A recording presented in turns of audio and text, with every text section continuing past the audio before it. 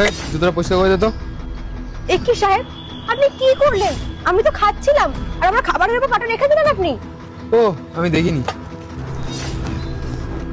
এই চল পরে খাবি, আগে জুতোটা পরিষ্কার কর। সাহেব, আপনাকে তো একবার বললাম আমি খাচ্ছি, তার সাথে পাটা কেন রাখছেন বারবার? সরান পাটা। কি তুই আমার পা সরিয়ে দিলি? 2 টাকার তো জুতো পরিষ্কার করিস, তোর এত বড় সাহস কি হয় আমার পা ধরার? তুই পরে খাবি, আগে আমার জুতোটা পরিষ্কার করে দে। আচ্ছা ঠিক আছে, যদি আপনাকে জুতো পরিষ্কার করতেই হয় তাহলে 5 মিনিট ওয়েট করে যান, আমি খেয়ে নিই তারপর পরিষ্কার করে দেবো। কি 5 মিনিট ওয়েট করে যান? তুই কি ভেবেছিস আমি কি তোর মতো এরকম রাস্তায় জুতো পরিষ্কার করে নাকি? তোর জন্য আমি 1 মিনিটও দাঁড়াতে পারবো না। তাড়াতাড়ি আমার জুতোটা পরিষ্কার কর, আমার অফিসে আরো কাজ আছে, ঠিক আছে? তোর মতো আমি বসে বসে খাই না। নে তাড়াতাড়ি কর।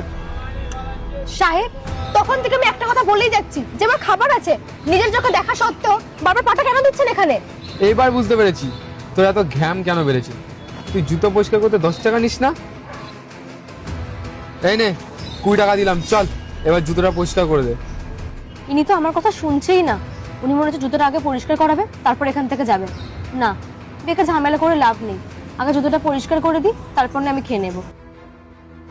আচ্ছা সাহেব, ঠিক আছে, আমি না হয় জুতোটাকে পরিষ্কার করে দিই তারপর খেয়ে নেব। চল চল পরিষ্কার করে দে।